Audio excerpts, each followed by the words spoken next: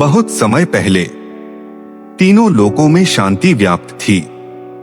उस समय एक दानवराज था, वित्रचित्री। यद्यपि वह असुर कुल में जन्मा था, परंतु उसका राज्य न्याय और सुख से भरा था। प्रजा प्रसन्न थी, धरती पर समृद्धि थी और तीनों लोकों में शांति थी। वित्रचित्री का एक पुत्र था, दम। वह जितेंद्रिय, धर्मपरायण और विष्णु भक्त था। जब वित्रचित्री का निधन हुआ तो दम दानवों का राजा बना। राज्य समृद्ध था, लेकिन उसके हृदय में एक शून्य था, उसे कोई संतान नहीं थी। वह दिन रात सोचता, मेरे बाद यह राज्य कौन संभालेगा। इस चिंता से व्याकुल होकर उसने शुक्राचार्य को अपना गुरु बनाया।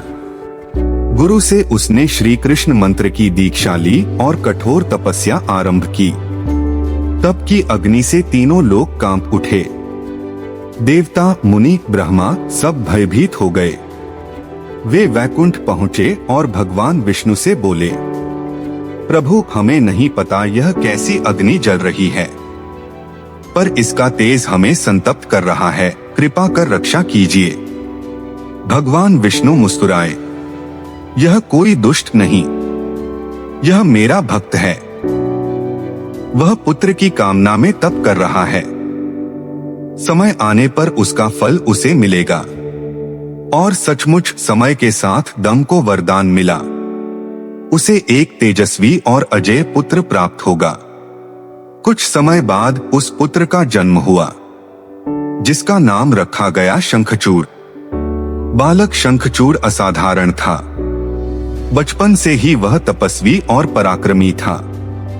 जब वह युवा हुआ तो उसने भी कठोर तप किया। ब्रह्मा जी उससे प्रसन्न हुए और वरदान दिया, हे शंखचूड़, तुम देवताओं के लिए अजय रहोगे।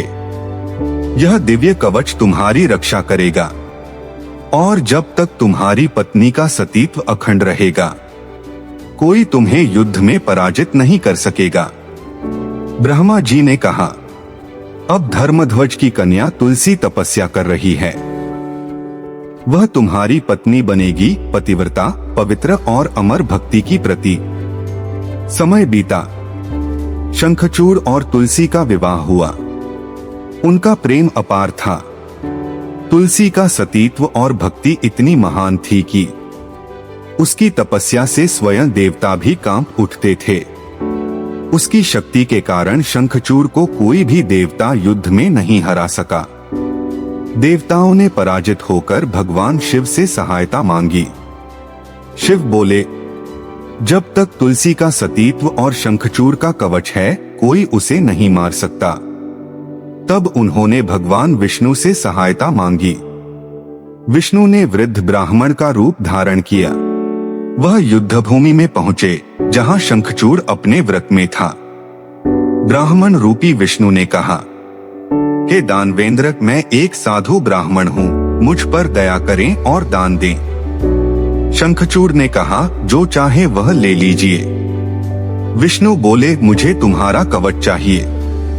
शंखचूड़ ने बिना संदेह के कहा, तथास्तु, और अपना कवच त्याग दिया।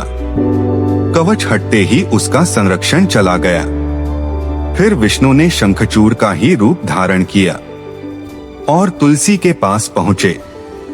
तुलसी ने अपने पति को देखा, प्रसन्नता से उनका स्वागत किया, पूजन किया और साथ समय बिताया। परंतु कुछ ही देर में उसके हृदय में संदेह जागा, ये मेरे पति नहीं, इनकी आभा अलग क्यों है। उसने पूछा, तुम कौन हो, मुझसे सत्य कहो। तब भगवान विष्णु ने अपना असली रूप दिखाया। तुलसी कांप उठी, उसकी आंखों में आंसू भर आए। हे विष्णु, तुमने मेरे धर्म का नाश किया, मेरे पति युद्ध में मारे गए। तुम करुणाहीन, पाषाण हृदय वाले हो, इसलिए मैं तुम्हें शाप देती हूँ। तुम स्वयं पाषाण शिला बन जाओ। और उसी क्षण भगवान विष्णु शालिग्राम शिला में परिवर्तित हो गए। तुलसी विलाप करती रही। तभी भगवान शंकर प्रकट हुए और बोले, देवी, यह सब तुम्हारे कर्मों का फल है। अब अपने शरीर का त्याग करो और दिव्य रूप धारण करो। तुम्हारा शरीर गंडकी नदी के रूप में प्रवाहित होगा और तुम्हारी आत्मा सदा भगवान विष्णु के संग रहेगी। तुलसी ने शरीर त्यागा और उसका शरीर गंडकी नदी बन गया। भगवान विष्णु ने उसे बैकुंठ ले जाकर कहा, हे तुलसी, तुम्हारे बिना मेरा पूजन अधूरा रहेगा।